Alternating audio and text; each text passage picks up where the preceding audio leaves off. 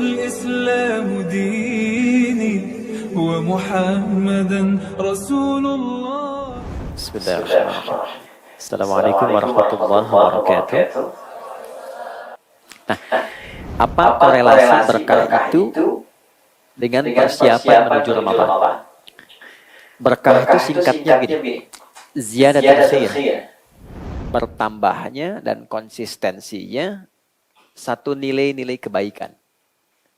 Jadi kalau orang terbiasa menambah value kebaikan dalam dirinya dan konsisten menjaga itu dalam etapa kehidupannya, itu dimaksudkan orang yang diberkati. Orang yang diberkahi. Kapan harta itu berkah? Ketika harta itu bisa mendorong kita untuk menggunakannya pada jalan-jalan yang baik. Dan kapan usia itu berkah? Jika usia itu bisa kita isi dengan mengerjakan segala aktivitas yang baik. Jadi berkah itu melekat pada semua bagian kehidupan kita. Kapan handphone itu berkah? Jika handphone itu digunakan pada segala aspek yang baik. Kapan status Instagram itu berkah? Ketika mengupdate hal-hal yang baik. Jadi berkah itu bisa ada di Facebook, bisa ada di YouTube, bisa ada di Instagram. Ya, tidak hanya melekat kepada aspek-aspek materialistik seperti harta yang berkah dan turunannya. Baik. Sebelum masuk Ramadan, kenapa adaptasi kebaikan ini menjadi penting? Karena banyak keistimewaan yang dibentangkan oleh Allah 24 jam dari pagi sampai malam yang hasilnya tidak menunggu 1 bulan pun, baru semalam pun kita bisa mendapatkan itu bisa merubah keadaan manusia menjadi lebih baik dari sebelumnya. Itu keistimewaan pertama Ramadan. Jadi keberhasilan orang mendapatkan Ramadan, itu standar yang paling pokoknya dari Allah itu adalah terjadinya perubahan pada kebaikan. Karena itu sifat ujungnya takwa. Ya, disebutkan sebanyak 240 kali dalam Al-Quran, dibagi 3 segmen. Segmen pertama terkait dengan ibadah, segmen kedua terkait dengan pengendalian nafsu, segmen ketiga tentang bab rumah tangga. Nah, dalam aspek ibadah ini, puasa masuk ke dalam frame takwa di dalamnya. Diturunkan ayat ini di bulan Sya'ban, bukan Ramadan. Jadi perintah puasa itu, ayatnya turunnya justru di bulan Sya'ban, bukan bulan Ramadan. Kalau pengen didetilkan, turunnya hari Senin, di bulan ke-8 Sya'ban, di tahun kedua Hijrah. Jadi periode Nabi memasuki tahun kedua tinggal di Madinah. Turunlah kemudian Quran surah kedua Al-Baqarah di ayat 183. Ya, paling kiri di atas ya, sebelah pojok. Ya ayyuhalladzina amanu kutiba alaikumus siyam kama kutiba alal ladzina min qablikum la'allakum. Lihat ujungnya, la'allakum tattaqun. Itu tujuan paling pokok dari pendidikan Ramadan. Singkatnya, takwa itu merubah pribadi kita menjadi lebih baik. Dan cabang kebaikannya nanti 3. Baik hubungan dengan Allah, baik menata diri kita, dan baik hubungan sosial kita. Sifatnya nanti ada dengan keluarga, dengan tetangga, dengan hewan, bahkan tumbuhan. Itu tingkat tertinggi takwa. Jadi diharapkan dengan pelatihan Ramadan ini, ya nanti bukan berapa banyak sholat yang ditunaikan.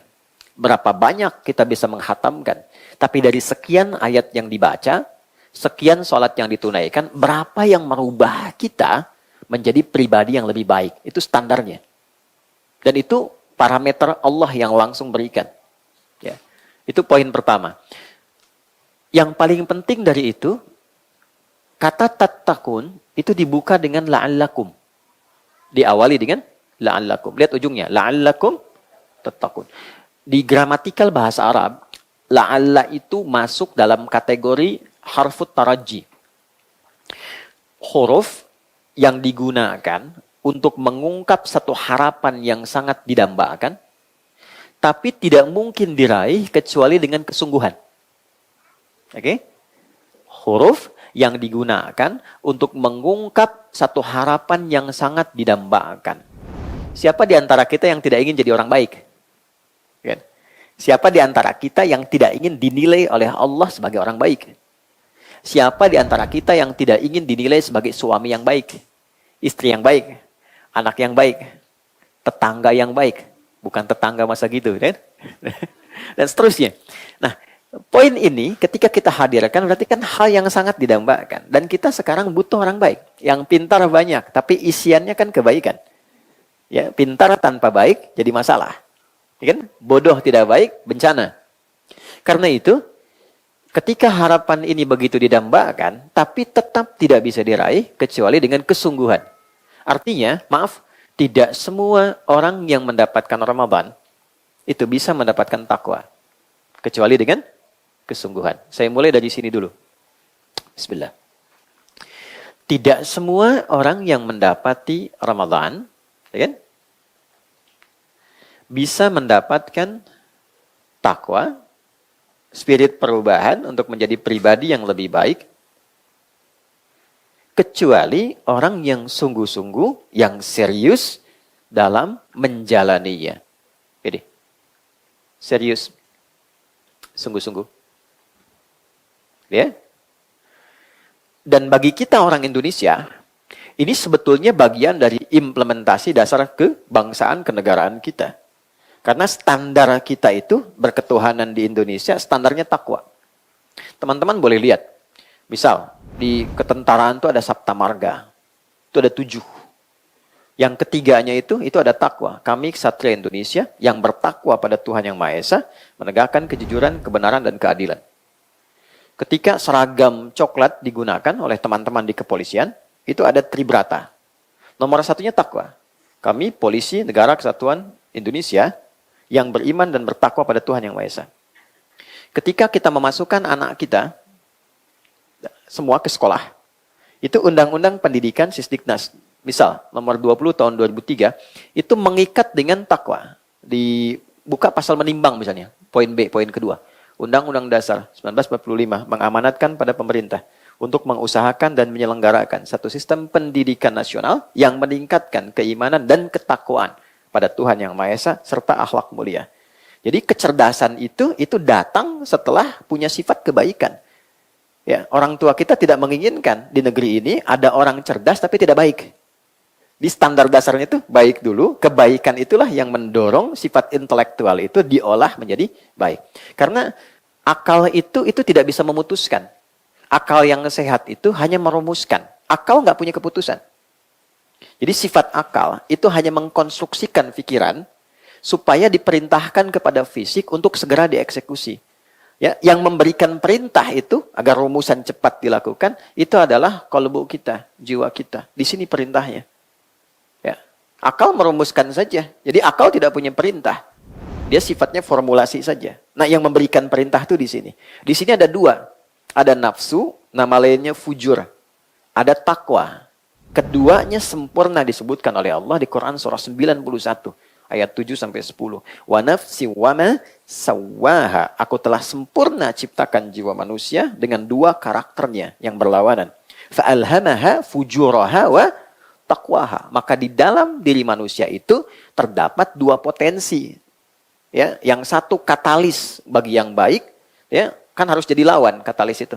Jadi yang baiknya takwa, lawannya fujur. Nama lain fujur itu nafsu. Takwa terkait nafsu disebutkan 115 kali dalam Al-Quran. Nafsu disebutkan 115 kali. Yang mensupport takwa, malaikat disebutkan 88 kali. Yang memprovokasi nafsu, setan disebutkan 88 kali. Sempurna dari sudut bilangannya. Jadi saya mau katakan bahwa takwa itu kebutuhan dasar kita sebagai manusia. Itu poin utamanya. Jadi saat diciptakan, memang Allah menciptakan kita sebagai orang baik. Makanya salah satu namanya ins. Disebutkan 18 kali dalam Al-Quran. Kita punya 5 nama. 1 bashar, kemampuan untuk memanage nafsu, disebutkan 35 kali dalam Al-Quran. Itu nama pertama untuk kita.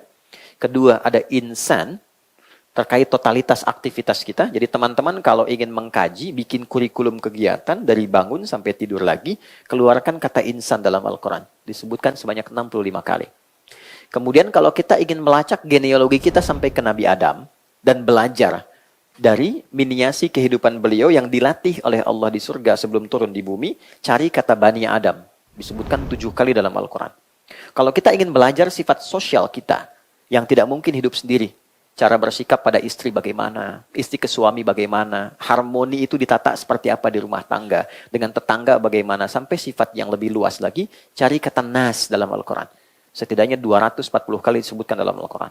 Tapi kalau kita ingin memahami tentang karakter diri kita saat diciptakan, kata dasarnya ins. Seringkali dipasangkan dengan jin untuk menunjukkan makna paradoks. 18 kali disebutkan dalam Al-Quran. Ins, al-ins. Ya ma'syaral jinni wal ins. Wa ma khalaqtul jinna wal ins. Itu maknanya langsung berlawanan. Jadi kalau jin, semua kata dalam bahasa Arab yang dibuka dengan jim dan nun, itu pasti tersembunyi. Ya, jim dan nun. Kan? Contoh, janin. Kenapa disebut janin? Karena tersembunyi dalam rahim seorang ibu. Oke? Jin disebut jin karena fitrahnya tersembunyi. Dia tidak nampak. Jadi kalau ada jin melakukan penampakan, itu jin sedang punya masalah. Ya. Apalagi manusia yang cari penampakan jin. Nah, itu pasti konslet itu. Ya. Nah, jin sifatnya tersembunyi, dia nggak boleh tampak. Ya, lain dengan manusia, lawannya ins, ini tampak, terlihat. Karena eksistensi kita itu bisa hadir dengan penampakan kita. Jadi kalau ada suami pulang ke rumah, senang sembunyi-sembunyi, ya kan? Dia tahu pintu depan, dia lewat jendela, ini menunjukkan dia sedang, bukan jadi jin ya, bukan saya yang bilang ya, dia sedang punya masalah. Kalau berpapasan dengan orang dan dia lari jalan untuk sembunyi, itu artinya kedua ini sedang punya persoalan. Gampangnya begitu, karena fitrahnya tampak. Ya. Jannah, surga. Kenapa disebut jannah, surga itu? Karena sekarang belum tampak. Nanti setelah tampak, baru terlihat. Oke? Sifat kedua itu, jin itu kasar. Kasar. Makanya jarang ada orang kemasukan jin jadi lembut. Itu kayaknya susah ditemukan. Permisi Ustadz, mau ikut pengajian, sedang kemasukan jin, rasanya mustahil gitu ya.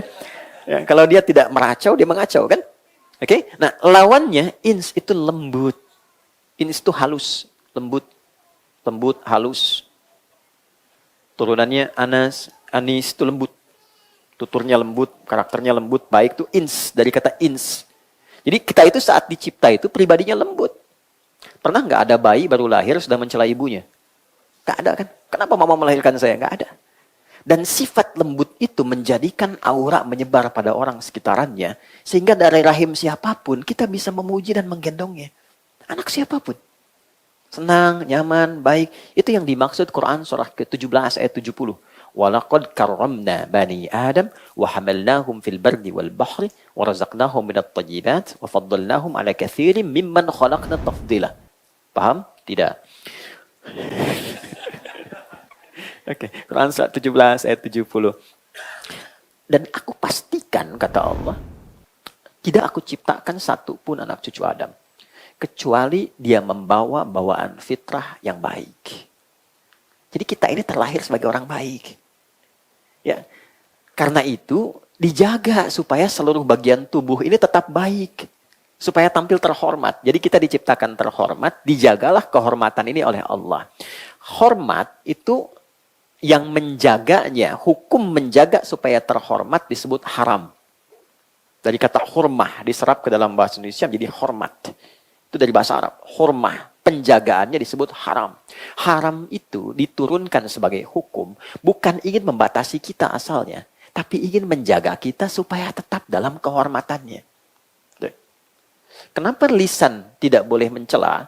Karena saat mencela akan runtuh kehormatannya. Nggak percaya silahkan Mas Primus pulang sini, celah orang tuh. Ya, kehormatan kita runtuh karena itu dijaga oleh Allah, jaga supaya terhormat. Pandangan dijaga, ya, kaki dijaga supaya apa?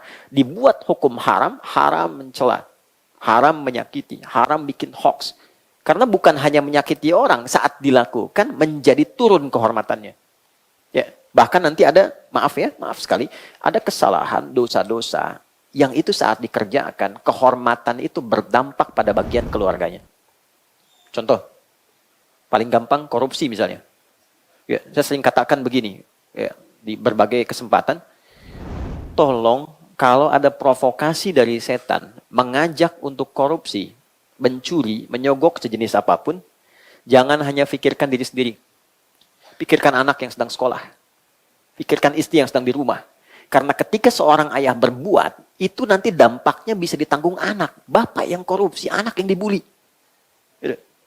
Nah, itu mesti kenal. Jadi nanti ada runtutan dosa-dosa. Nanti dari 7 yang berbahaya. Sab'ul mubiqat. Jenis setannya ada 9. Mungkin lain waktu Mas Dimas kita ngaji fikih setan ya. Belum pernah ada kan? Ya kan? Malaikat kan tahu kan? Tapi setan nggak pernah tahu. Pintu surga tahu, pintu neraka nggak pernah tahu. Tapi kalau kita selalu tahu jalan yang lurus, yang baik, kita tidak pernah tahu kapan di mana ada lubang-lubang yang membuat terpeleset. Nah, kembali ke sini. Ins, itu ada kelembutan, kehalusan. Yang menjaga itu sampai kita tumbuh, itu takwa tadi. Nah, itulah nuklea kehidupan kita, itu nukleusnya di situ, di sifat takwa. Ini yang mempertahankan karakter fitrah kita sampai kita pulang. Karena itulah dipaksa kita untuk selalu menjaga sifat takwa. Jaga, itu potensi dirimu yang terbaik. Kamu jadi baik, aku sudah ciptakan engkau sebagai pribadi yang baik. Tugasmu menjaga itu sampai kamu pulang baik. Tutup hidupmu, menutup sampai akhir disebut khatimah. Ditutup yang baik disebut husnul khatimah. Karena itulah kita lahir dalam keadaan baik, thayyibah, ditutup dengan husnul khatimah. Dan Allah berikan pancaran cahaya yang menjaga semua bagian tubuh kita agar tetap sesuai dengan fitrahnya saat diciptakan. Dalam keadaan yang baik, itu dengan sifat takwa. Ini poinnya.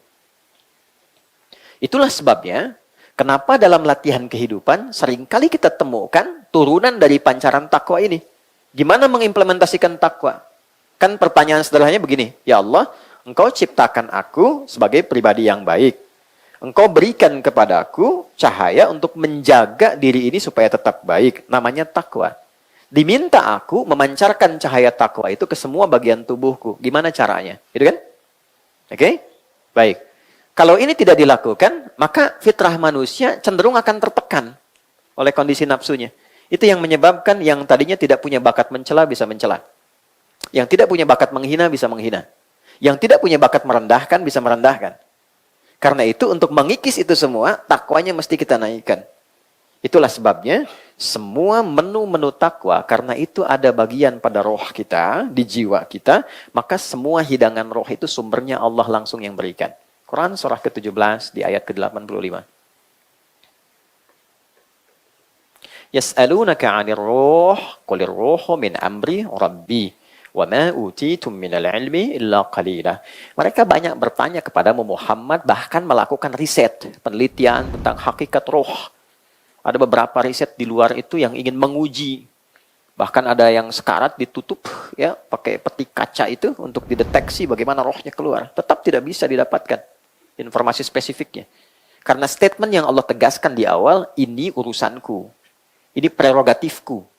Artinya semua yang terkait dengan kebutuhan roh, itu semua bersumber dari siapa? Allah. Ingat, sebelum kita melangkah lebih jauh, saya kuatkan dulu pondasi berfikirnya. Kita disebut manusia ketika memiliki 3 unsur. Tolong dicek ya, kira-kira siang ini 3 ini masih ada nggak? Kalau 1 tidak ada, kita kehilangan kemanusiaan kita. Mas Bilar cek nanti ya. Masih ada nggak nih? 1 di antara 3 nih. 1 ada fisiknya. Dia. Awas. Oke? Aman ya. Bahasa Arabnya jism fisik tuh. Semua yang terkait dengan kebutuhan fisik disebut jasmani. Ya, jasmani itu dari bahasa Arab. Segala yang terkait dengan fisik. Jasmani. Oke? Tuh. Izinkan saya mengamati, aman ya. Oke. Kedua, ada akalnya. Ini untuk membedakan dengan hewan. Akal. Sekarang hari apa? Sabtu ya. 1 tambah 1 berapa? 2. Aman berarti ya. Karena hewan tak mungkin ya bisa berhitung. Baik. 3, ini. Ada rohnya. Ini disebut aklani yang terkait dengan kebutuhan akal. Ini disebut rohani. Oke? spiritual question, intellectual intelligence atau intellectual question, kemudian ini physical ya question. Balik sini. Pelan-pelan. Disebut manusia kalau tiga ini seutuhnya ada. Kalau ia fisik dan akal saja, rohnya tidak ada, maka dia menjadi mayat. Meninggal. Selesai ya? Oke. Makanya digambarkan pulangnya itu tenang. Tenang itu bahasa Arabnya sukun. Sukun, tenang. Makanya dulu ada orang Jepang yang bikin Dragon Ball yang kemarin satunya meninggal itu ya. Ya. Itu kalau Son Goku mengkame-kame Piccolo dan mati kan ada bulatan di atasnya gitu ya. Nah, itu secara fitrah memang muncul. Ya, sukun, pengen tenang gitu pulangnya. Nah, itu selesai. Kalau dia, maaf, fisiknya ada, roh ada, akal tidak ada. Ini hewan. Hewan tidak berakal. Tapi kalau fisik tidak ada, akal ada, roh ada. Ini gentayangan. Ya kan? Sate 200 tusuk gitu ya. Ini persoalan tuh. Nah, ini gambaran disebut manusia. Tapi poinnya adalah Allah menginginkan manusia seutuhnya menjadi sehat dan baik. Karena itu, kebutuhan fisik mesti dipenuhi. Maka turunlah ayat-ayat pemenuhan kebutuhan fisik. Contoh, Quran surah kedua Al-Baqarah di ayat 168. Paling kanan sebelah bawah. Ya ayyuhan nasu kulu mimma fil ardi halalan thayyiba. Hei semua manusia tanpa kecuali. Jadi mengikat hukum, lintas keyakinan. Walaupun imannya kuat, tetap menjaga fisik itu mesti dilakukan. Kata Allah, hei semua manusia, kalian silahkan berikhtiar, bekerja untuk bisa makan. Makan kebutuhan pokok. Untuk apa? Fisik. Tidak makan, maaf, bisa lemah, sakit, meninggal. Lebih dari itu, jangan lupa, bukan hanya fisik. Tapi akal pun mesti diberikan kebutuhannya, nutrisinya. Karena itu disebut aklani. Untuk apa? Meringankan tugas fisik. Semakin kuat dan pintar akalnya, semakin ringan tugas fisiknya. S1 dengan S2, itu pekerjaannya pasti lebih berat S1. S2 lebih ringan. S3 lebih ringan lagi. Jadi semakin banyak ilmu walaupun tanpa gelar, itu meringankan tugas fisik. Karena itulah turun ayat-ayat yang memenuhi kebutuhan intelektual kita. Bahkan ayat pertama turun bunyinya, Iqra, diminta baca. Lalu diminta riset, afala yanzuruna ilal ibili kaifa khuliqat. Silahkan di bidang perhewanan, riset. Langit dan bumi, inna fi khalqis samawati wal ardi wa ikhtilafil laili wan nahari la ayatin liulil albab. Siapa ulul albab itu? Alladzina yadhkuruna Allaha qiyaman wa qu'udan wa 'ala junubihim wa yatafakkaruna fi khalqis samawati wal ard. Orang yang senang meriset berbagai hal bahkan di langit dan di bumi. Itu sifat standar orang Islam sejak bangun tidur. Jadi kita itu orang Islam menariknya oleh Nabi diminta sejak bangun tidur memfungsikan akal kita secara sempurna untuk menyiapkan agenda harian kita dari sejak bangun tidur. Itu ada di Sunan Abu Daud nomor hadis 1367 riwayatnya sahabat Ibnu Abbas radhiyallahu taala anhuma. Itulah sebabnya kenapa salat pertama disebut subuh. Dari kata asbah. Artinya orang yang sudah siap dengan agenda yang akan dia kerjakan. Jadi orang Islam tuh kalau bangun, dia sudah jelas jam 7 mau kerjakan apa. Jam 8 mau lakukan apa. Jam 12 ada di mana. Terukur hidupnya. Menjadi muslim itu pasti pintar. Tidak ada catatan sejarah yang menunjukkan. Orang-orang bahkan di era Nabi menjadi Islam, itu kehilangan intelektualitasnya. Tidak ada. Semua bertambah pintar. Ya, teman-teman yang akhwat, yang perempuan, kenal nggak dengan Abdullah bin Mas'ud? Kalau kenal saya pulang ya. Kenal. Oke. Itu ada sahabat Nabi, Abdullah bin Mas'ud, menguasai bahasa Persia cuma dalam 3 hari setelah masuk Islam. Ya, Abdurrahman bin Auf itu jadi pintar di ilmu manajemen setelah masuk Islam. Valuasi dari aset yang ditinggalkan, itu saya pernah riset, dan serius risetnya diuji 15 profesor, itu mendapatkan hasil 72.000 triliun. Setelah masuk Islam. Jadi semua aspek. Meningkat kepintarannya itu. Bilal tidak pernah cemburu dengan hartanya Utsman. Sepeninggal Nabi, itu pernah ditawari posisi hakim agung. Tapi beliau menolak dengan kejeniusannya itu. Karena apa? Sudah menyimpulkan bahwa saya pilih passion saya itu di tenaga. Utsman ibadah dengan harta, Ali dengan ilmunya, Abu Bakar dengan kedudukannya. Saya pilih harta, saya pilih tenaga. Ketika saya adzan, Allahu Akbar, Nabi komen, langsung saya like. Saya subscribe itu kan. Apa komen Nabi? Saya dengar suara tapak kaki Bilal di surga. Saya azan aja udah ke surga. Ngapain saya keras kerja kayak Utsman katanya. Tapi Utsman kan pilih passion yang lain. Ya kan? Beliau pilih menggunakan hartanya. Tapi singkatnya berubah kadar intelektualnya. Jadi Islam itu ada ayat tentang riset, ada ayat tentang analisis pasca kejadian, sebelum kejadian, minimal baca. Jadi kalau ada orang mengaku muslim, sehari nggak baca, itu rendah kadar keislamannya. Kita itu umat riset, umat baca. Ya. Tapi juga mesti seimbang. Maaf, mesti seimbang. Intelektual diisi, jasmani diisi, rohnya diisi. Kalau enggak gelisah. Dan ini yang paling bahaya. Orang sepintar apapun, hartanya banyak, fisiknya bagus, hatinya tidak mendapatkan nutrisinya, kegelisahan tinggi, ujung-ujungnya nanam cabai, Pak. Ya. Ngapain kumpulin harta banyak-banyak kalau cuma buat akhirnya pergi ke daerah, nanam kangkung, nanam cabai, hanya untuk memenuhi kebutuhan rohnya saja. Ya. Saya tanya sama teman-teman nih, maaf saya yang sering ke perempuan ya, karena ini babnya bab perempuan. Ya. Teman-teman yang perempuan, kalau di rumah tangga itu yang diharapkan rumah tangga yang apa? Oke. Sakinah, mawaddah, warahmah. Pertanyaan saya, kenapa sakinah didahulukan sebelum mawaddah? Mawaddah itu apa? Loh kan, pengen samara tapi nggak pernah dikaji gitu kan? Mawaddah itu dari kata maddah, limpahan materi yang membuat dukungan kehidupan rumah tangga lebih bahagia. Kan senang saat dapat rumah baru, gitu kan? Senang saat cemberut, datang suami bawa gelang 2 kilo gitu kan. Nah, ya. Handphone baru itu mawaddah namanya. Nggak apa-apa, itu cinta itu berhias materi itu standar, biasa. Ya. Tapi maksud saya, kenapa sakinah didahulukan? Sakinah kan tenang kan? Karena harta yang tidak diiringi oleh ketenangan, itu membuat rumah tangga menjadi hampa. Contoh ya, pilih ya. Kaya tapi gelisah, atau miskin tapi tenang. Tidak ada pilihan ketiga, udah. Itu aja, saya paham saya. Kaya tapi gelisah atau miskin tapi tenang, pilih. Kan? Kan? Kalau terjebak dilema di antara dua cinta, pilih yang ketiga. Gitu ya. Kaya tapi tenang. Nah, itu poinnya. Nah, untuk menjaga itu Allah tahu sebelum kita bertanya. Allah tahu sebelum kita berkeluh kesah. Karena itu, ini sudah menjadi standar penciptaan, menjaga kita supaya ada di frame tadi itu, kemudian diberikanlah, diinstal dalam diri kita apa yang disebut dengan takwa. Takwa itu menunya ini. Roh. Karena itu diinstalnya di jiwa. Ketika roh masuk ke dalam fisik, berubah jadi nafas. Diserap ke dalam bahasa Indonesia, bernafas. Itu asalnya dari bahasa Arab. Kenapa bisa bernafas? Karena roh sudah ada ke dalam fisik.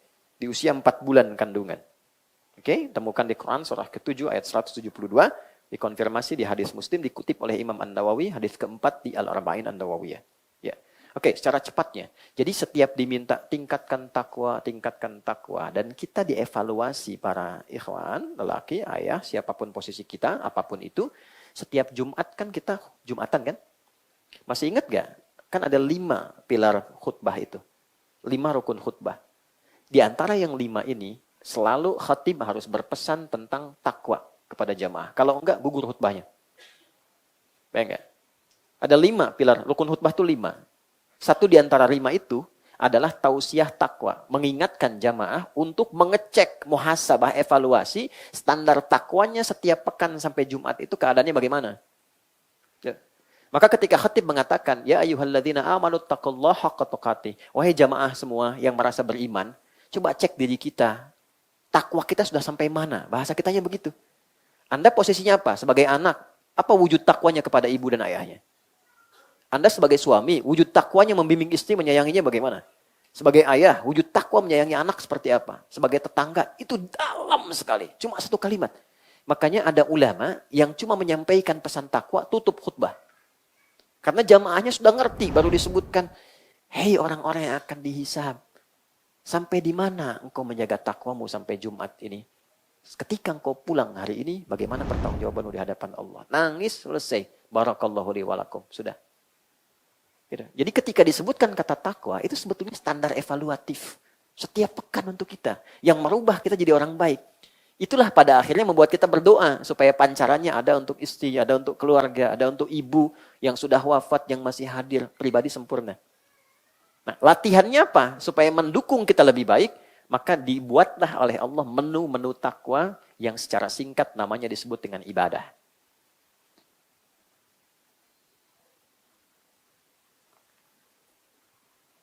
Nah, jadi saat diminta ibadah itu sebetulnya bukan ingin memaksa kita melakukan sebuah beban, tidak. Tapi ingin membuat kita menjadi pribadi yang lebih baik dan bahagia. Jadi Allah tuh punya sifat Rahman, kasih yang dalam. Saking kasihnya kita dipaksa bahagia. Aku nggak mau ada hambaku diciptakan baik, jadi tidak baik. Aku tidak ingin ada hambaku kehilangan kebahagiaannya. Maka dipaksa kita menunaikan menu ini. Contoh. Kata takwa pertama yang menjadi menu ibadah kita dalam Al-Quran disebutkan sholat. Babnya sudah dalam kita bahas, sudah ada pertengahan. Silahkan teman-teman cek. Sholat ini ketika pertama disebutkan di Quran disandingkan dengan takwa. Al-Baqarah ayat 2 dan 3. Dzalikal kitabu la raiba fihi hudal lil muttaqin. Alladzina yu'minuna bil wa yuqimunas muttaqin itu orang sholat. Orang takwa, ya kan? Siapa orang takwa? Ciri pertamanya apa? Orang takwa itu adalah orang yang mencoba memancarkan cahaya imannya dengan cara apa? Melakukan sholat satu. Di sholat itu untuk melatih takwa kita supaya muncul pancarannya, sehingga dengan pancaran itu sifat takwa muncul baik. Karena itu ketika orang konsisten sholat, tujuan sholat itu apa? Konfirmasikan, Quran surah 29. Oke, ayat 45. Kita hafal sih tengahnya, tapi awalnya kurang hafal. Ya, tengahnya itu innas sholata tanha 'anil fahsya wal munkar. Utlu ma uhya ilaika minal kitab. Muhammad, baca, pahami, ajarkan pada umatmu. Ini loh kenapa harus sholat. Ini loh maknanya sholat begini. Semua terkumpul dalam Al-Quran, jelaskan olehmu dalam hadis. Kalau sholatnya itu benar, maka pribadi orang itu akan dirubah oleh Allah dan dijaga menjadi baik. Lawan baik apa? Buruk. Jadi untuk mengetahui hakikat sesuatu, cari lawannya. Kalau pengen tahu malam, berarti lawannya siang. Ya kan? Kalau ingin tahu baik, lawannya apa? Buruk. Buruk itu cuma dua. Kalau bukan fahsya, itu mungkar. Maaf teman-teman, maaf sekali. Maafkan saya. Fahsya itu keburukan yang bersumber dari buruknya syahwat. Misal, zina, selingkuh, kata-kata jorok, kotor, LGBT, ya, dan sejenisnya homoseksual, lesbian itu masuk kategori fahsya. Jadi kalau ada orang dalam hidupnya menunaikan sholat, misal, tapi kata-katanya masih kotor, itu ada yang salah dalam sholatnya. Karena pasti sholat itu kalau benar merubah pribadi orang jadi baik. Pasti jadi baik. Gampangnya gini lah, kenapa sih Nabi itu diutusnya di lingkungan masyarakat yang ekosistemnya sudah rusak? Saking rusaknya disebut jahiliyah. Jahil itu orangnya, maaf ya, jahlun itu sifatnya. Kalau dikumpulkan jahiliyah sudah buruk, orangnya ikut buruk. Ya. Kalau mabuk di masyarakat jahiliyah itu, yang paling prematur, pemabuk pemula, itu sehari 5 kali. Pemula itu. Ya. Zina hatam dengan segala jenisnya. Tapi ketika risalah Islam datang dan sholat, berubah semua. Jadi orang baik. Oke, mungkar, keburukan yang diingkari oleh hati. Sumbernya nafsu perut dan akal. Mencuri, merampok, membunuh, dan semua jenisnya. Berbohong itu mungkar. Jadi artinya orang sholat itu pasti baik. Makanya kita belajar dari awal sampai akhir kan dengan maknanya. Nah, dua apa? Ternyata ketika orang tanya, ya Allah baru zuhur kok sudah asar lagi. Sering kadang begitu ya. Ya Allah masih enak tidur kok udah dipanggil lagi gitu kan. Kenapa sih mesti sholat? Maka diperdengarkan di telinga kita. Apa manfaat sholat? Telinga, bahasa Arabnya udhun. Jamaknya, bentuk pluralnya, azan. Oke? Maka dalam azan dijelaskan kepada kita supaya didengar telinga kita 5 kali sehari. Kita ingatkan di rumah sama anak sekali belum paham, 2 kali belum paham. Kalau 5 kali belum paham juga kira-kira gimana? Ini tiap hari 5 kali diperdengarkan. Dan tidak putus kata ini selama 24 jam. Itu yang menjadikan rahasia panggilan ini ada jeda tuh di setiap kota. Oke, Bintaro misalnya di sektor sini itu ketika digeser sedikit ke Ciputat beda 1 menit. Geser sedikit ke Lebak Bulus beda 2 menit. Geser ke Bekasi, beda 3 menit. Beda itu menunjukkan kontinuitas lafaz adzan yang tidak pernah berhenti selama 24 jam. Tidak ada satupun karya manusia yang diperdengarkan 24 jam tidak berhenti dan di dalamnya ada makna. Tidak ada. Kalau tidak ada, ini menunjukkan bahwa risalah ini bukan karya manusia. Ya. Ini menunjukkan kebenaran Islam. Kalau dengan seperti ini belum yakin dengan Islam, dengan cara apa lagi diyakinkan? Anda bertanya, ya Allah untuk apa sholat? Nih saya perdengarkan. Hayya 'alal shalah, ayo sholat. Hayya 'alal falah. Falah itu kalau dalam bahasa Inggris, success and happiness. Supaya kau sukses, kau bahagia, kau tenang, kau jadi baik. Nah, itulah pancaran takwa. Jadi kalau ada menu ibadah, dipaksa kita untuk melakukan, bukan ingin memberi beban, tapi ingin memberikan manfaat di balik ibadah itu yang memang dibutuhkan maslahatnya untuk hidup kita. Oke, maaf, di sini rumah Quran kan? Ini saya tanya nih, santri atau teman-teman atau yang mengurus di sini, apa standar keberhasilan interaksi dengan Quran itu? Oke. Kalau ngaji itu dianggap benar ketika apa? Ketika hatam. Ketika banyak. Oke, lihat standarnya. Ini Allah yang sampaikan ya. Quran surah 35, Fatir. Ayat 32. Yang paling kiri sebelah atas di mushaf tuh. ثُمَّ أَوْرَثْنَا الْكِتَابَ الَّذِينَ اصْطَفَيْنَا مِنْ عِبَادِنَا فَمِنْهُمْ ظَالِمٌ لِنَفْسِهِ وَمِنْهُمْ مُقْتَصِدٌ وَمِنْهُمْ سَابِقٌ بِالْخَيْرَاتِ بِإِذْنِ اللَّهِ Dzalika huwal fadlul kabir. Perhatikan kalimatnya, ayat 32.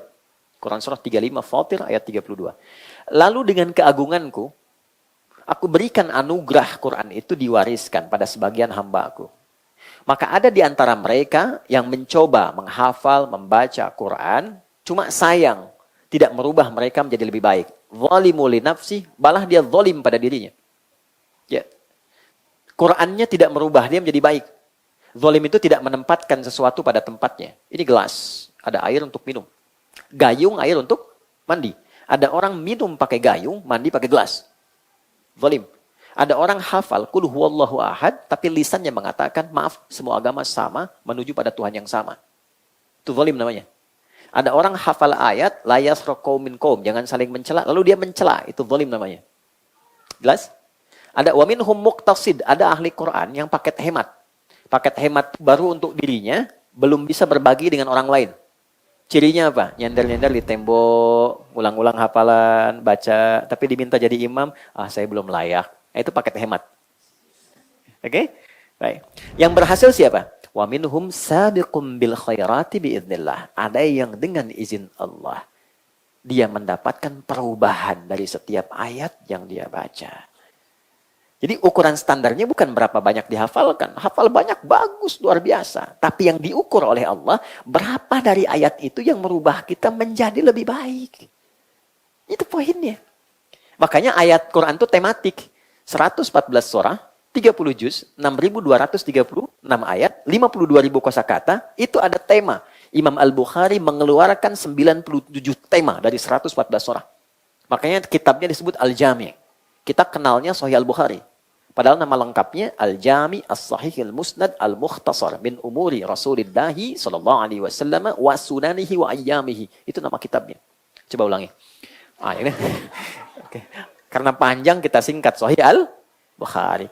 Kitab saya, kata beliau, berisi tentang tematik, judul-judul bertema yang saya sandarkan riwayatnya dan saya verifikasi dari Nabi tentang keseharian Nabi dan menu-menu sunnahnya dalam 24 jam. Dikeluarkanlah ayatnya di Quran, dibagi 97 topik. Setiap topik, ayat Quran dulu, hadisnya, kesimpulannya apa. Contoh, teman-teman selalu bertanya, Ustadz iman saya suka naik turun. Kalau naik semangat, kalau turun lemah.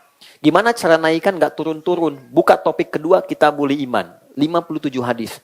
Nanti ada uraian subtopiknya. Apakah karena sebab pekerjaan sehingga iman turun? Apakah sebab rumah tangga? Apakah sebab perilaku? Apakah salah makan? Itu lengkap 57 hadis. Diisi dengan ayat. Menunya begitu. Jadi ngaji Quran dulu itu, para sahabat komentarnya selalu begini. Kami itu jarang ngaji melampaui 10 ayat. 5 ayat paling standar, paling banyak 10 ayat. Setelah mampu memahami, mengamalkan, baru kami tambah. Umar bin Khattab hafal Al-Baqarah itu kurang lebih hampir 20 tahun. Ya, dengan amalnya. Dengan amalnya. Ya. Apakah pribadi biasa? Tidak, beliau jenius. Sangat jenius. Toha Hussein punya kitab tentang kejeniusan Umar. Abqari atau Umar. Nah, secara singkat gini. Kalau saya pengen akselerasi. Ya, waktu terbatas. Ya, saya pengen akselerasi. Saya ingin pancaran takwa mengalir cepat ke semua bagian tubuh saya. Gimana caranya? Dengan satu amalan. Saya kumpulkan semua keistimewaan tadi. Maka ada satu amal. Nah, ini rahasia di antara kita ya. Bagi ini aja. Ada satu amalan yang saat dikerjakan, semua amal lain ikut dan mempercepat pancaran cahaya takwa kita. Itulah puasa. Itulah apa? Puasa. Ya. Karena saat puasa dikerjakan, semua amal yang tadi disebutkan, semua akan ikut. Gak percaya? Orang kalau tidak puasa, jangankan sunnah, fardu terlambat rasanya biasa.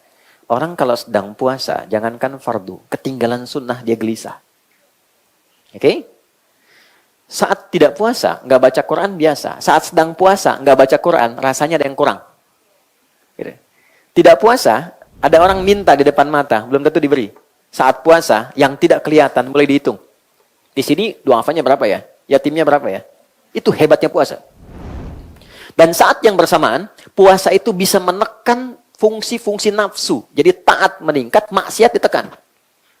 Ya, maaf, orang bohong, itu libur dulu bohongnya kalau puasa. Koruptor tuh libur kalau puasa tuh. Ya, minimal takut batal puasanya. Ya. Ya, ada kisah tetangga, itu pemarah luar biasa. Suaminya pemarah, marah aja gitu. Lihat orang, marah. Jalan sama istrinya, sedang puasa. Buka jam 6, 6 kurang seperempat, dapat provokasi dari tetangganya. Sore. Tapi beliau nggak marah, dia diam aja kan. Istrinya tanya, Mas, nggak marah, tumben. Nanti habis maghrib. Habis maghrib dia lupa. Gitu ya. Jadi, ada kondisi yang luar biasa di puasa itu. Itulah sebabnya Allah turunkan menu ini tahunan untuk mengakumulasikan semua etapa kehidupan kita agar dalam tahap itu berubah menjadi baik seutuhnya. Turunlah ayat ini di bulan Sya'ban, hari Senin, ya kan? Kemudian di tahun kedua Hijrah. Dan dikumpulkan dalam satu jenis puasa yang sifatnya wajib. Supaya apa? Semua kita wajib baik dan wajib kembali dalam keadaan yang terbaik. Disinilah kita bahas, tidak semua sayangnya yang masuk ke Ramadan ini berubah menjadi baik kecuali yang serius. Nah, bagaimana cara kita serius memasuki Ramadan sehingga berhasil sesuai dengan standar yang Allah sampaikan? Itulah inti materi yang akan kita bahas. Jadi yang tadi itu pembukaan, mukaddimah. Kita belum mulai. Ini intinya. Kita belum mulai, tenang ya. Masya Allah. Oke. Bismillah. Saya izin hapus sebentar ya. Mudah-mudahan berkah pembahasan kita ya, insya Allah. Amin. Ya, tinggal amin aja, saya yang datang, nyampaikan, nulis sendiri, hapus sendiri. Ya, Masya Allah, luar biasa. Enggak apa-apa, ini bercanda ya, bercanda. Insya Allah. Oke, yuk kita mulai. Sudah? Kita mulai tentang persiapan memasuki Ramadan, khususnya di akhir-akhir bulan Sya'ban. Sekarang sudah tanggal berapa, teman-teman? 28. 28 ya, besok 29. Gampangnya begini, kalau ada sidang isbat berarti tanggal 29. Oke? Baik, sekarang 28, besok 29. Besok nanti ada sidang isbat. Sudah? Baik. Saya akan memulai dulu dengan satu hadis standar dulu. Gimana Nabi mempersiapkan diri sebelum masuk ke Ramadan. Hadisnya riwayat Muslim, Imam Muslim, nomor hadis 2357, 2357, yang meriwayatkannya sahabat Usamah bin Zaid. Secara singkat, sahabat Usamah ini satu kali mengamati Nabi melakukan satu perilaku khusus di bulan Sya'ban. Di sahabat ini senang mengamati Nabi, apa yang dikerjakan diikutin gitu. Ya. Secara singkatnya, beliau mengatakan begini, Ya Rasulullah ya kama qala, lam araka tasumu kama tasumu Sya'ban. Saya itu mengamati Anda tidak pernah menunaikan kebiasaan puasa sebanyak bulan Sya'ban. Kenapa gitu? Baik, cepat Nabi langsung jawab begini. Dzalika syahrul ladzi yaghfulu anhu an-nas baina Rajab wa Ramadan. Itu bulan istimewa, dia punya keistimewaan letaknya antara Rajab dan Ramadan. Baik, sekarang kita gali sebentar ya. Orang ini sudah tahu kalau Sya'ban ini antara Rajab dengan Ramadan. Sudah paham? Kenapa Nabi sebutkan lagi letaknya? Nah, pendalaman di ilmu hadis memberikan kesan begini. Biasanya orang kalau sudah masuk Rajab, perhatiannya tinggi. Belajar tentang sholat, Isra Mi'raj, peringatan Isra Mi'raj. Ya, itu dibawa sampai bahkan ke Sya'ban. Sehingga peringatan Isra Mi'raj pun yang Rajab itu bisa dilakukan di Sya'ban. Ya, sehingga lupa, tahu-tahu udah dekat Ramadan. Nunggu Ramadan. Padahal ternyata desainnya itu Sya'ban adalah momentum untuk persiapan menuju Ramadan. Adaptasinya di Sya'ban, bukan di Rajab. Rajab punya keistimewaan tersendiri, Sya'ban punya babnya sendiri. Jadi saat masuk Sya'ban, Nabi ungkap, satu, tolong catat ya, karena tinggal sehari. Setelah itu sudah masuk Ramadan. Apa keutamaan yang pertama? Satu, turfa'u fihil a'malus salihah ila rabbil alamin. Keutamaan Sya'ban yang pertama, semua amal kita yang biasa cuma dicatat. Ada malaikat tuh, ladaihi raqibun atid yang mencatat, Catatan itu akan diungkap. Ya, faman ya'mal mithqala dzarratin khairan yarah, wa man ya'mal mithqala dzarratin syarran yarah. Sekecil apapun diungkap lewat catatan itu. Iqra kitabak kafa bi nafsikal yauma 'alaika hasiba. Diungkap, lihat isi catatanmu. Khusus bulan Sya'ban, itu tidak sekedar dicatat. Itu catatan semua amal manusia langsung dibawa naik, lalu ditampilkan di hadapan Allah. Dibacakan, diviralkan. Perhatikan di sini, yang perlu dicatat. Allah itu tidak dinaikkan pun sebelum dicatat sudah tahu amal hambanya. Sebelum dilakukan pun sudah tahu Allah. Kenapa ada kalimat, ada redaksi ini sampai diangkat, ditampilkan? Maksudnya memberikan motivasi kepada kita yang tidak tahu tentang itu. Oke? Begini, kalau ada orang dapat award dari perbuatan baiknya dan diumumkan se-Indonesia, senang nggak? Senang. Ya.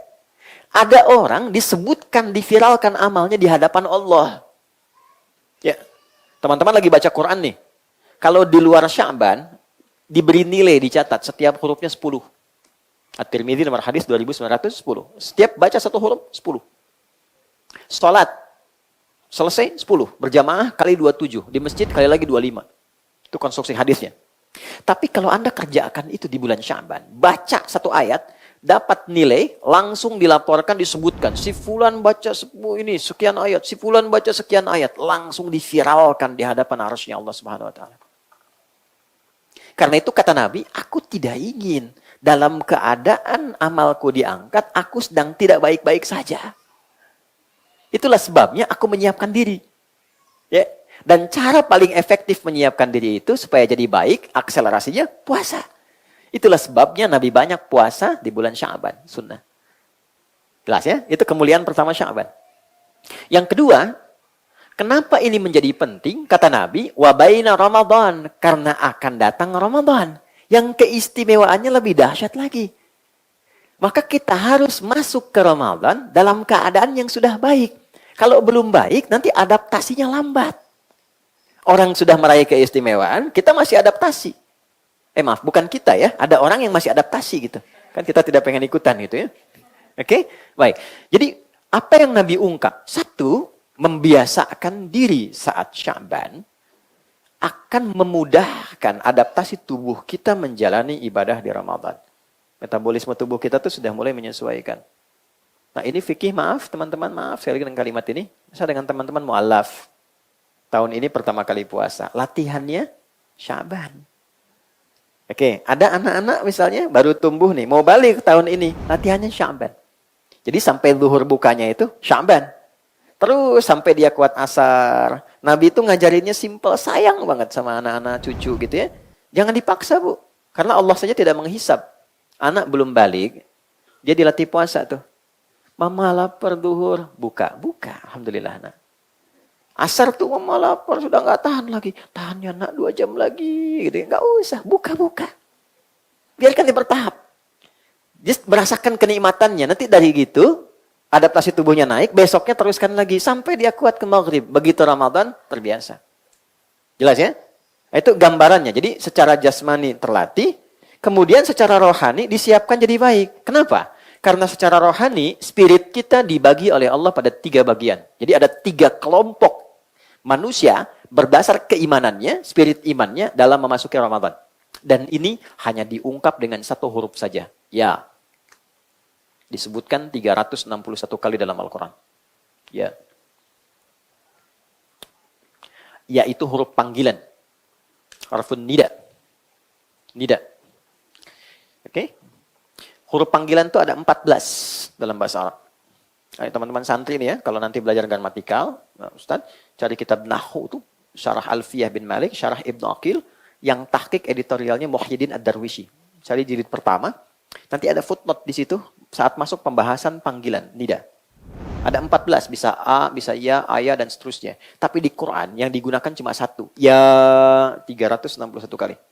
Kenapa? Karena secara fungsional, huruf Ya ini bisa mencakup semua fungsi. Dia memanggil yang dekat, menengah, atau jauh. Maaf, harfun nida, linida'il qarib, wal mutawassit, wal ba'id.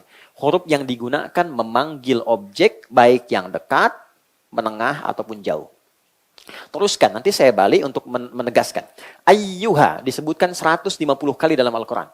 Oke, ayyunya munada untuk menguatkan sebuah hukum, haknya tanbih mengingatkan orang yang dipanggil menunaikan hukum itu. Alladzina disebutkan 1080 kali dalam Al-Quran. Oke, kata sambung konjungsi menunjuk pada objek tanpa batas. Semua tanpa kecuali. Laki-laki, perempuan, besar, kecil, apapun statusnya. Kaya, cukup, punya kedudukan atau tidak. Terpanggil dengan itu. Dan disatukan dengan iman. Jadi kalau kita buka ayat puasa ini, yang turun tadi di bulan Sya'ban, ya, baik, di hari Senin tadi, tahun 2 Hijrah, ya ayyuhalladzina amanu, kurang lebih tafsirnya begini. Hei semua pemilik iman. Yang aku mengetahui bahwa kadar imanmu itu berbeda-beda. Ada yang tipis sehingga jauh jaraknya dariku. Ada yang menengah sehingga standar saja denganku. Ada yang kuat sehingga begitu dekat denganku. Aku ingatkan ya, aku tegaskan, aku akan berikan anugerah satu ibadah yang dengan itu yang jauh akan dekat, yang menengah semakin mendekat, dan yang dekat semakin lekat denganku. Jadi orang-orang yang mengatakan beriman saat akan masuk Ramadan, oleh Allah dibagi 3 golongan. Ada yang imannya masih tipis, cirinya jauh dari Allah. Cara ngukur iman gini, standarnya ada di Quran surah 8 ayat kedua. Jadi kalau siang ini kita pengen ngukur, tadi kan ukuran manusia sudah ya. Sekarang kita ngukur imannya ada di level mana. Ya, keripik ada levelnya, iman ada levelnya. Ya, ada iman, oke? Apa ukurannya? Quran surah 8 Al-Anfal ayat 2. Di situ pakai innama, adatul hasri, huruf pembatas. Innamal mu'minuna. Sungguh orang beriman itu ciri standarnya sebagai berikut kata Allah. Idza dzukirallahu, kalau disebutkan nama Allah, didengar oleh telinganya, wajilat qulubuhum. Maka ada konfirmasi getaran dalam hatinya. Oke? Itu getarannya beda tuh. Diperdengarkan nama Allah, tadi didengar oleh telinga, telinga itu udzun, jamaahnya adzan. Maka setiap hari 5 kali diperdengarkan nama Allah untuk mengonfirmasi getaran iman kita. Ada nggak? Oke? Allahu Akbar, Allahu Akbar. Nah itu pasti kalau iman ada getaran di hati, ada konfirmasi. Ya Allah sudah adzan, pernah begitu? Ya. Nah kalau nggak punya itu nggak akan ada. Getarannya beda dengan getaran kasih sayang, cinta. Getaran di jalan ada pelanggaran, melihat polisi gitu kan, ada getaran juga kan? Lain. Nah, ini getaran iman tuh beda, unik dia, unik. Allahu Akbar, Allahu Akbar. Ada. Nah pendalamannya di Quran surah ke-4 ayat 103. Di ujungnya tuh, inna salata kanat 'alal mu'minina kitaban mawquta. Bahasa terjemahan bebasnya itu, ya, fa idza qadaytumus salata, ya, fadhkurullaha qiyaman wa qu'udan wa 'ala junubikum fa idza ma'nantum fa aqimus shalah. Innas salata kanat 'alal mu'minina kitaban mawquta. Lihat ujung ayatnya. Terjemah bebasnya begini. Orang beriman itu pasti sadar waktu salat. Oke? Telah ditetapkan oleh Allah kewajiban waktunya. Nah, orang beriman itu tahu waktu sholat. Tapi menyikapi sifat tahunya ada 3. Allahu Akbar, Allahu Akbar. Subuh jam berapa teman-teman? 4.42, 4.48, 4.45. Terjadi perbedaan pendapat tentang waktu sholat subuh. Ini menunjukkan Anda dari daerah yang berbeda-beda. Ya, alhamdulillah bisa kumpul di sini ya. Semoga Allah berkahi. Oke, kita ambil 4.45. Allahu Akbar, jam 4.45. Begitu dipanggil, kita langsung atau Anda langsung sadar, ya Allah sudah adzan, saya siap-siap. Begitu dipanggil, saat dipanggil siap-siap. Itu imannya standar.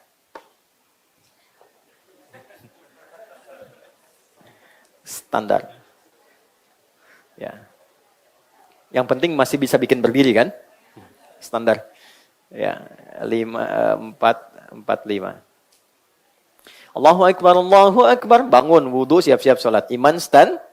Nah, teman-teman kerja, ada syuting, ada pekerjaan, jam 7. Terus Anda datang jam 7, standar nggak?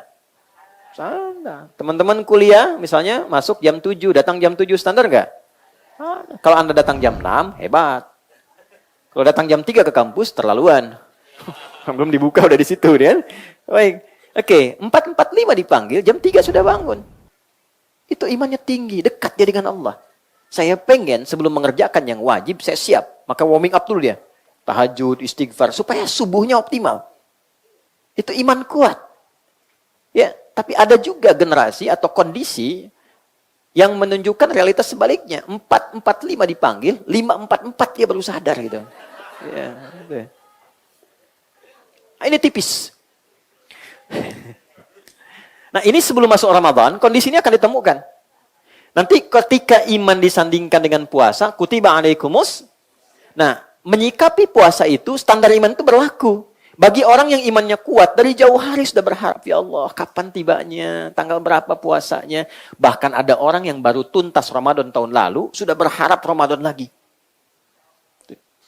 Yang standar biasa aja, sekarang biasa aja. Nanti pas waktunya puasa, saya puasa. Gitu. Ada yang ketika akan dekat, ya Allah kok cepat amat ya puasanya. Kapan bukanya, kapan sahurnya?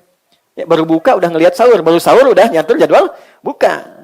Dan nanti kalender akan turun. Sudah berapa hari puasanya nih? Puasa tinggal sekian hari gitu kan? Dihitung. Motivasinya pengen cepat selesai.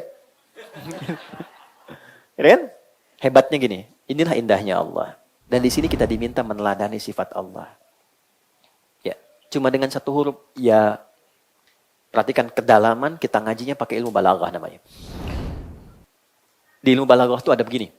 Ada ilmu ma'ani, ilmu bayan, ilmu badiah. Ma'ani itu memilih kata, diksi yang sesuai dengan objek yang kita hadapi. Kapan sopan, kapan standar, kapan tegas, dan sebagainya. Bayan mengungkap satu kalimat sehingga mudah dimengerti oleh lawan bicara. Badi menyampaikan kalimat yang jelas dan indah sehingga nyaman diterima lawan bicara. Menyampaikan tidak terasa digurui. Mengutarakan tidak terasa kalau diajari. Itu badiah. Nanti babnya ada di rumah tangga. Ya. Sayang kamu cantik deh, itu biasa. Tapi kalau pakai badi, Masya Allah, sayang sini deh. Kenapa? Coba lihat ke atas. Rembulan aja kalah sama aura cantikmu malam ini. Nah itu badiah. Ya. Yang terjadi kan lain, orang gak banyak belajar kan. Itu ada dalam Islam. Yang ada kan kukira hari Minggu ternyata hari Rabu. Kukira kau menunggu ternyata cari yang baru. Oke, nah Allah cuma pakai satu kata aja. Ya. Perhatikan cara menerjemahkannya. Hei hambaku, yang engkau merasa punya iman. Aku tahu kualitas imanmu itu masing-masing berbeda. Ada yang tipis merasa jauh dariku. Ada yang standar, ada yang kuat. Aku berikan satu anugerah dengan rahmatku, ibadah Ramadan. Yang dengan itu aku tidak peduli berapapun kualitas imanmu. Yang lemah, aku akan naikkan standarnya sehingga menjadi kuat. Yang menengah semakin lekat, yang dekat semakin mendekat. Itulah anugerah yang Allah berikan di pembuka ayat di awal Ramadan. Jadi awal Ramadan, Allah berikan modal ke semua manusia yang beriman, semuanya semangat menunaikan ibadah Ramadan. Awal Ramadan, catat. Pembuktiannya nanti lihat. Nanti malam pertama puasa, masjid manapun penuh. Awal Ramadan, catat itu. Nih. Awal. Yang nggak pernah ke masjid, bisa sab pertama tuh. Maaf, tapi jangan disimpulkan demikian ya. Itu contoh saja. Yang nggak pernah pegang mushaf bisa khataman. Ya, awal Ramadan semua semangat. Cuma kalau kita tidak siapkan persiapan yang Nabi hadirkan sejak Sya'ban, nanti modal yang Allah berikan tidak bisa dijaga sampai akhir. Ini yang menunjukkan dan selalu melahirkan kisah klasik setiap Ramadan datang. Pertengahan kan terjadi kemajuan kan? Sapnya maju tuh. Ya kan? Akhir Ramadan makin maju kan? Ya kan? Orientasi orang udah mudik kan? Dan dia tidak menyiapkan mudik akhiratnya. Itu problemnya. Karena itu, sejak Ramadan, Nabi menyampaikan sebuah pesan agar setiap umatnya menyiapkan kurikulum Ramadan sebelum memasukinya. Supaya jelas kegiatan apa yang direncanakan saat masuk Ramadan. Jadi nggak ada yang bingung, malam pertama apa yang dikerjakan, paginya apa, kegiatannya apa, tengah-tengah apa, targetnya apa, sampai terakhir. Sehingga nanti ukuran keberhasilannya apa. Sampai finish. Baik. Nah, secara singkat ada 5 program, 5 kurikulum, 5 agenda yang di-highlight oleh Nabi untuk disiapkan sejak Sya'ban. Dan kita ada 1 hari untuk merumuskan itu semua, lalu mencapai target saat Ramadan tiba di tahun ini. Ya, mudah-mudahan dimudahkan insya Allah ya. Nah, tidak cukup dengan amin, saya sebutkan dulu, kita bahas dulu ya. Oke. Kita masih ada waktu kurang lebih hampir 12 atau 15 menit ke depan. 1. Meningkatkan sholat. Pelan-pelan ya. Meningkatkan sholat. 2. Meningkatkan interaksi dengan Al-Quran. Interaksi dengan Al-Quran. 3. Memperbanyak sedekah. Memperbanyak sedekah. 4. Memperbanyak doa. 5. Memperbanyak taubat. Memperbanyak taubat. Ini 5 agenda pokok yang mohon dengan sangat optimalkan saat Ramadan. Sesuai kemampuan kita masing-masing. Baik, yuk kita detilkan dengan cepat. Memperbanyak sholat. Saya berikan ukuran standar saja ya. Standar. Jadi nanti dalam sehari usahakan dijaga yang standar ini. Sehari itu maksudnya siang malam. 40 rakaat. Berapa rakaat? 40, oke ya. Kita pecah dulu. 40 ini 17 yang fardu, yang salat wajib. Subuh sampai isya ya. Oke, rumusnya cepat. 24, 4, 3, 4. Ya. 2 rakaat subuh, 4 rakaat zuhur, 4 asar, 3 maghrib, 4 isya. Oke. Baik. 17 jumlahnya. 2. 12 rakaat sunnah rawatib. Oke. Rawatib itu dari kata ratib atau tertib. Yang nempel dengan yang fardu. Tersusun dengan yang fardu. Bisa sebelum, bisa setelah. Oke. Jumlahnya 12. Yang terakhir, ya, 11 rakaat sholat malam. Yang nanti kita sebut dengan tarawih. Nanti kita jabarkan. Ya. Saya sebut standar itu kalau nanti pengen 23 boleh. Pengen 39 boleh. Saya ambil yang paling standar untuk memudahkan. Baik, 17 tambah 12, 29, tambah 11, 40 kan? Baik ya? Oke, nanti kita rincikan ya satu-satu. Manfaatnya apa? Kalau kita sholat sekarang, sholat fardu, dapat pahala. Sekali sholat 10 kebaikan. Ya. Pahala itu nanti ditampakkannya saat akan meninggal. Baru ditampakkan. Kalau teman-teman ngaji surat At-Tahrim, surah ke-66, ada 12 ayat, 5 sifat. Ketika masuk ayat 11 sampai 12, itu kan ada kalimat yang viral dari Sayyidah Asiyah, istrinya Firaun.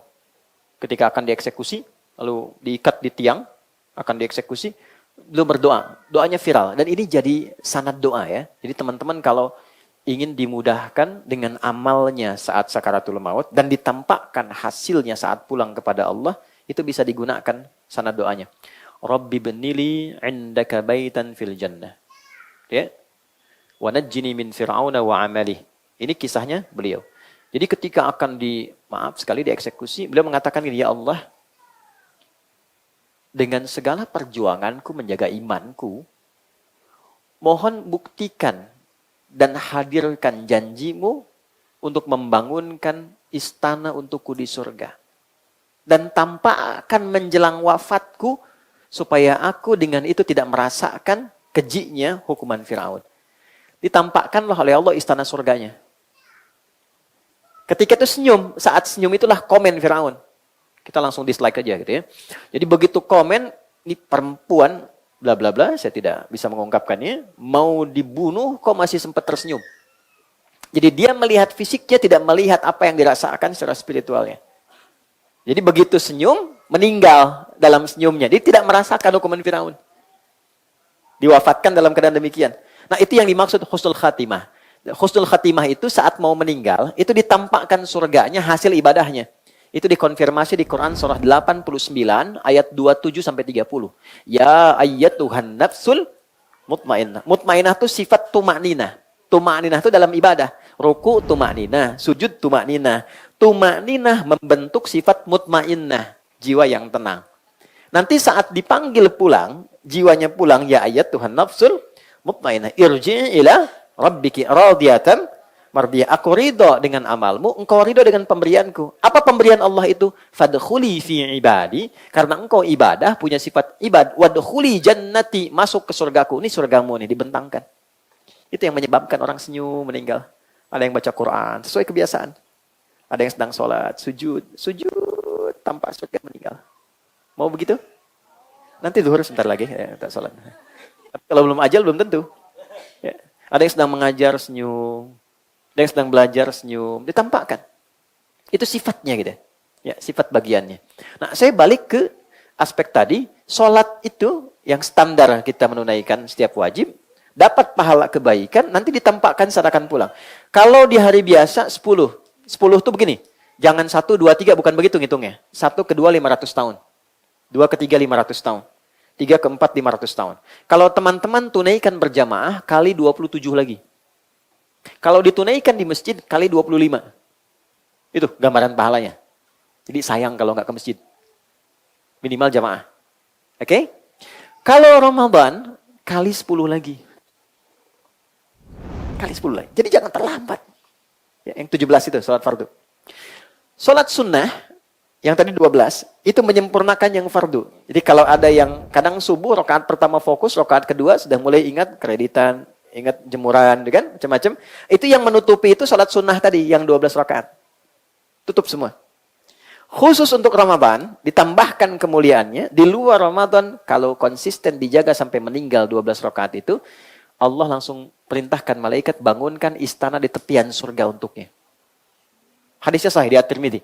Man shalla itsnatai asyrata rak'atan arba'an qabla adh-dhuhri, rak'ataini ya ba'daha, rak'ataini ba'dal maghrib, rak'ataini ba'dal isya, rak'ataini qabla subhi, bunya lahu bihinna baitun fil jannah.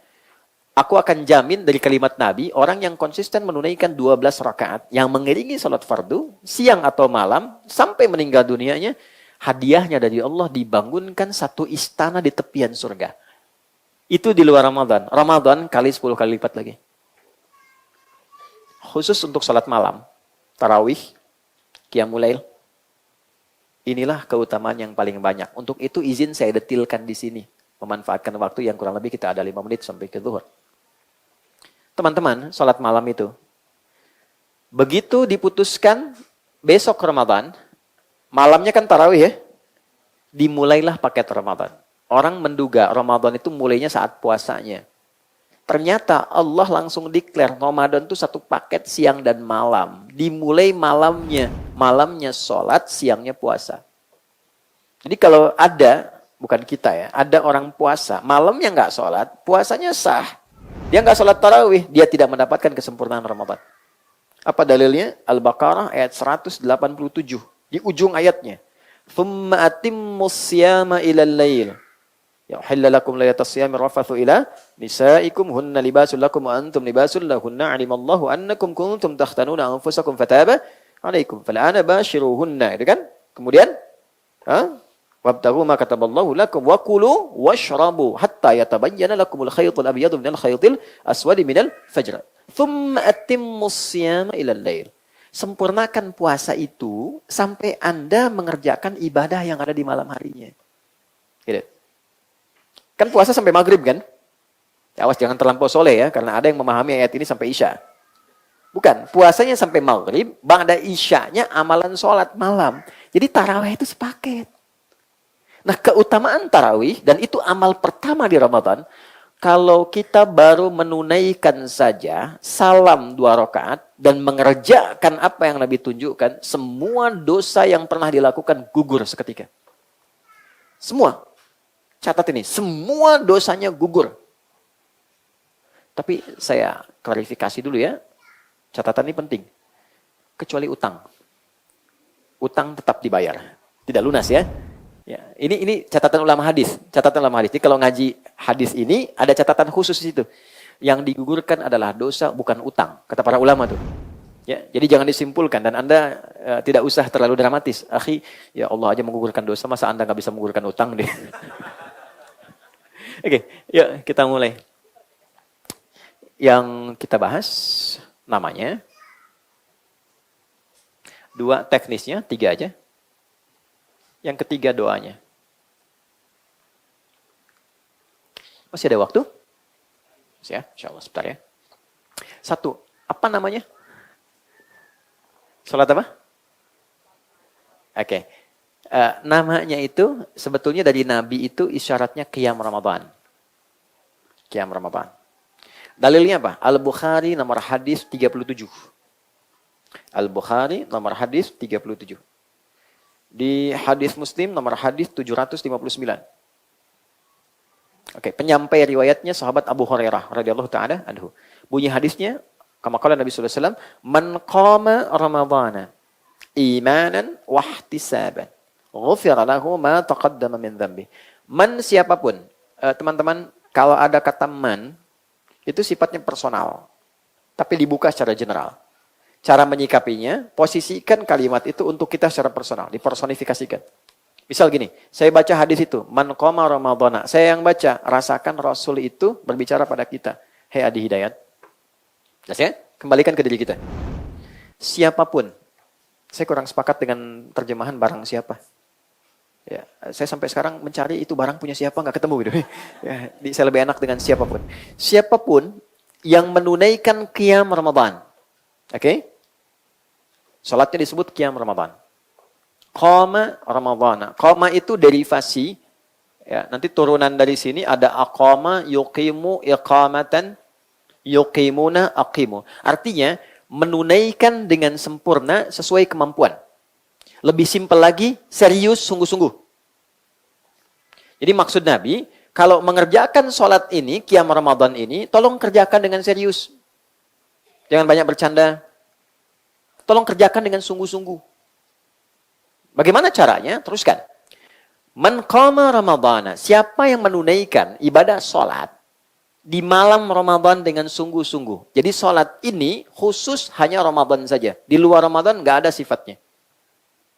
Apa jenis kesungguhannya? Imanan. Dia lakukan sepenuh imannya. Ikhlas. Niatnya hanya lillah. Karena Allah. Ya. Penting ini kita elaborasi sedikit. Kenapa ada kata imanan, keikhlasan? Karena nanti motif orang menunaikan sholat ini bisa jadi 3 bagian. Hadis Nabi di Al-Bukhari nomor hadis yang pertama. Innamal a'malu bin niyat. Wa innama likulli imri'in ma nawa. Faman kanat hijratuhu ilallahi wa rasulihi fahijratuhu ilallahi wa rasulih. Motif pertama, lillah, ikhlas. Oke? Motif kedua, lidunya yusibuha. Karena motif duniawi. Ya, ada orang datang gitu kan ke situ sambil ketemuan yuk, sambil jualan. Oke? Update status. Hari ke-13 ceklik malam ini di Istiqlal, gitu ya, hanya untuk menunjukkan saja. Oke, pelan-pelan kita kurangi itu. Kalau ingin menginformasikan berbagi sah, bergantung pada niat kita. Atau motif ketiga, modus awi mar'atin yankihuha, cari jodoh. Cari peluang gitu. Inti peluang. Bisa terjadi, gitu kan? Oke, saya agak cepat saja. Dari 3 ini intinya, jaga betul niatkan karena Allah. Siapapun imamnya. Kalau memang nasibnya dapat ke situ bagus, alhamdulillah. Kurang bagus, ya alhamdulillah, tidak apa-apa. Nanti cari yang lain. Jangan keluar kata-kata yang kurang bagus. Wahtisaban, ini poin utamanya. Dan dia melakukan itu sambil mengevaluasi diri. Tadi. Jadi dari, maaf ya teman-teman, dari mulai takbir sampai salam, coba hadirkan aura evaluasi diri. Sujud pertama, minta ampun sama Allah. Selama ini banyak salah, banyak dosa, banyak telat sholat. Padahal pengen masuk surga, pengen husnul khatimah, nangis kita. Kedua, ingat ayah ibu. minta ampun sama Allah, belum berbakti, bahkan belum minta maaf, ada yang sudah meninggal, belum minta maaf, dan seterusnya. Sujud selanjutnya pada sama istri, istri ke suami, kemudian ke anak, ke tetangga, dan sampai rasakan aura itu. Nah sekarang saya ajarkan doa, ini yang menggugurkan dosanya. Begitu auranya dapat kita dengan keikhlasan dan kehusyuan, ghufira lahu ma taqaddama min dzambi, berpotensi semua dosanya gugur. Sayyidah Aisyah tanya, perhatikan kalimatnya. Ya Rasulullah, ara'aita in alimtu ayya lailatul qadri ma aqulu. Ya Rasulullah, kalau aku merasakan sensasi aura yang berbeda di malam aku sholat, seakan mendapat malam Al-Qadar, tenang, nyaman, apa yang aku baca? Bacaan inilah yang kalau dibacakan ikhlas, gugur dosa kita semua. Saya bacakan, Anda boleh ikuti. Allahumma innaka afuwun tuhibbul afwa fa'fu anni. Ada riwayat kedua. Allahumma innaka afuwun karim tuhibbul afwa fa'fu anni. Oke. Kurang lebih begini, ya Allah, Engkau yang paling sayang kepadaku. Dan Engkau yang paling memuliakan setiap hambamu.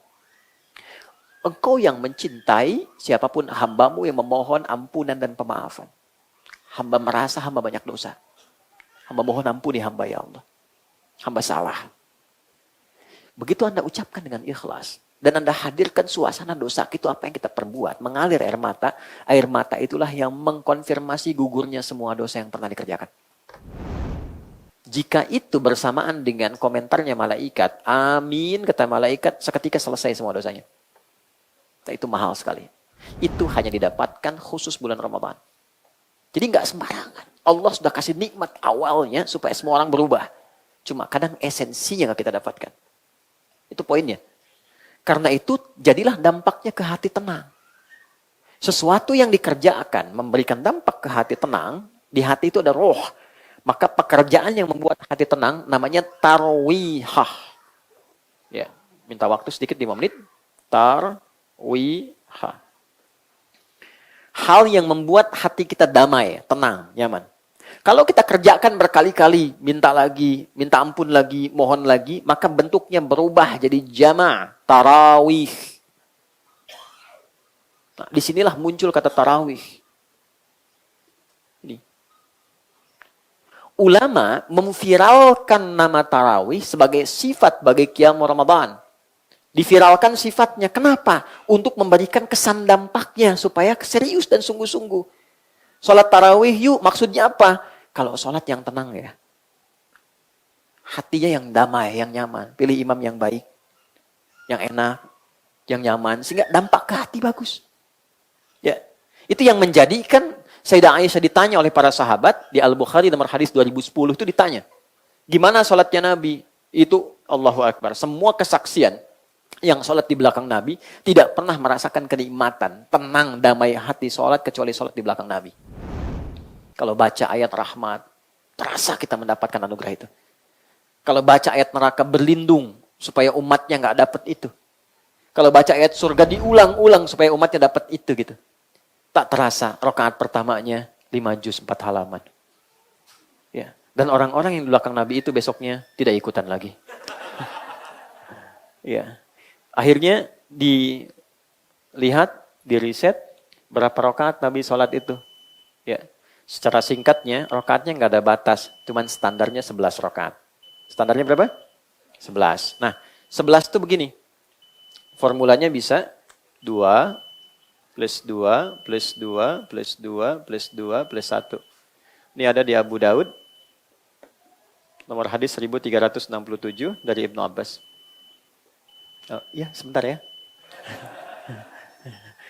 Bisa juga dengan 4 plus 4 plus 3. Ini ada di Al-Bukhari. Nomor hadis 2010. Rawinya sahabat Aisyah radhiyallahu ta'ala anha. Konfirmasi oleh Umar bin Khattab. Oke? Baik. Singkatnya begini. Nabi itu setiap satu rakaatnya Itu kurang lebih 5 juz 4 halaman, terus turun. 5 juz, rakaat kedua 4 juz, ketiga 3 juz, terus gitu. Menyesuaikan kekuatan berdirinya. Oke? Baik. Sampai ke Abu Bakar eranya, ini masih berlaku. Tapi ke zaman Umar sudah meluas. Islam sudah ke Persia, menyebar. Ketahanannya berbeda. Karena kasusnya makin meningkat ketika imam salah, makin hilang jamaah. Kan? Maka Umar dengan kejeniusannya melihat peluang di satu hadis yang diriwayatkan oleh anaknya sendiri. Itu ada di hadis Muslim nomor hadis 749 dari Ibnu Umar. Salatul laili mathna mathna wa idza khasya ahadakumul fajra falyutir rakatan wahidah. Salat malam itu yang penting kata Nabi, tunaikan 2 rakaat supaya nyaman, tenang, enggak ada batas. Kalau khawatir fajar tiba, segera tutup 1 rakaat. Jadi enggak ada batas asalnya. Tarawih itu. Silahkan mau 40, mau 39 dengan witir, ya silahkan. Umar jenius, gimana caranya berdirinya nggak terlampau lelah, tapi bacaannya kualitasnya mendekati kualitas Nabi. Akhirnya oleh beliau, yang tadi 11 ini, yang setiap 1 rakaatnya itu lumayan 5 juz dibagi 2. Supaya ini dipecah 2, 1 pecah 2. Yang 5 dibagi 2, 2,5, 2,5, itu kan? Nanti begitu 4 bagi 2 lagi, 3 bagi 2 lagi. Akhirnya gampangnya begini, jadikan kali 2 aja ini untuk menjaga kualitas bacaan Nabi, tambah rakaat tapi bacaan tetap sama. 11 kali 2 berapa? 22, plus tutup witirnya 1, 23. Inilah asalnya 23 rakaat. Jadi motivasi awalnya untuk menjaga bacaannya Nabi. Masih banyak. Nanti yang kalau sudah semakin nggak tahan, dia tambah rakaat. Makanya di Madinah ada yang 37, 39. Jadi motivasinya, saya pengen mendekati Nabi, pengen diikutin. Yang penting banyak ikut. Jadi intinya adalah, silahkan. Mau 11 boleh, 23 boleh. Dan nggak ada kaitan sama NU Muhammadiyah. Kamu berapa? 11 Muhammadiyah ya. Nggak ada hubungan. Oke? Baik, jadi yang penting jaga, jangan sampai yang 11 rakaat hampir 1 jam, yang 23 7 menit. Allahu Akbar. Nah, kita tidak boleh juga mencela, hanya kita mengoreksi diri bahwa ini rasa-rasanya kurang tepat dengan kualifikasi ini. Ya, jangan juga 11 madnya panjang tapi ayatnya sedikit. Saya tutup sekalian sholat di pesantren, pertama masuk pesantren di Garut, itu junior. Imamnya senior, tingkat tinggi paling akhir, kelas 6. Membaca madnya sempurna, 6 harakat setiap berhenti. Kan boleh 3 cara. Bismillahirrahmanirrahim. Alhamdulillahirrabbilalamin. Ar-Rahmanirrahim. Itu namanya hadar, bacaan cepat 2 harakat. Boleh pertengahan, tawassit. Ya. Bismillahirrahmanirrahim. Alhamdulillahirrabbilalamin. Ar-Rahmanir-Rahim. Itu 4 harakat. Yang paling panjang tiwal itu 6. Bismillahirrahmanirrahim. Alhamdulillahirrabbilalamin. Itu imamnya baca yang paling panjang. Suaranya keras. Begitu waladhdallin yang dibaca Yasin. Wah celaka saya bilang nih. Baru masuk pesantren udah dapet ini. Tapi kita tawakal. Dan manfaat tawakal itu berkahnya banyak. Yasin. Allahu Akbar. Alhamdulillah selamat saya. Ya. Oke jadi itulah kurikulum yang kita siapkan. Sayang waktunya mungkin sudah selesai teman-teman. Jadi nanti silahkan dengan Quran dirinci satu-satu. Ya bisa. Allahu Rabbi wal Islam dini wa Muhammadan Rasulullah.